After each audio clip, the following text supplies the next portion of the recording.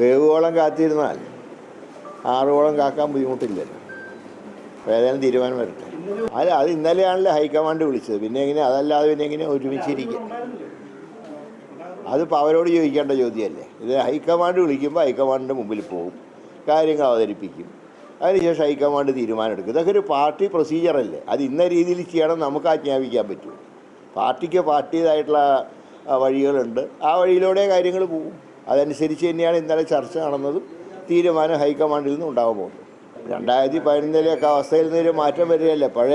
പഴയ തലമുറ മുഴുവനായിട്ട് മാറി പുതിയ തലമുറ വരുമ്പോൾ മാറ്റങ്ങളുണ്ടാവും. പഴയൊരു സെറ്റ് മുഴുവൻ മാറുകയല്ലേ. കെ കരുണാകരൻ്റെയും ഉമ്മൻചാണ്ടി ആൻ്റണിയുടെ കാലത്തൊന്നും തർക്കങ്ങളില്ലാതെ അന്ന് അവർക്ക് ലീഡർഷിപ്പ്, അന്നത്തെ ലീഡർഷിപ്പാണ്.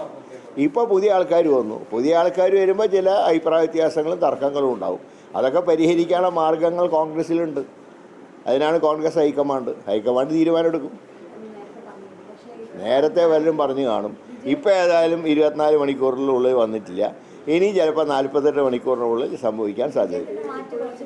മാറ്റമൊന്നും കുറച്ചില്ല. ഇതൊക്കെ പതിവാണ്. കോൺഗ്രസ് രാഷ്ട്രീയത്തിൽ ഇതൊക്കെ സാധാരണ സംഭവമാണ്. അതിപ്പോൾ തീരുമാനം വരട്ടെ.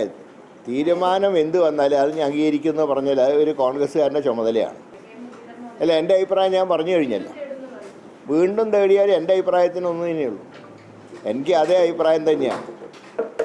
മുമ്പ് ഹൈക്കമാൻഡ് പ്രതിനിധികളുടെ മുമ്പിൽ പറഞ്ഞ അതേ അഭിപ്രായത്തിൽ തന്നെയാണ് ഞാൻ ഉറച്ചു നിൽക്കുന്നത്. പക്ഷേ ഹൈക്കമാൻഡ് എന്ത് തീരുമാനം എടുത്താൽ ഞാൻ അത് അംഗീകരിക്കും.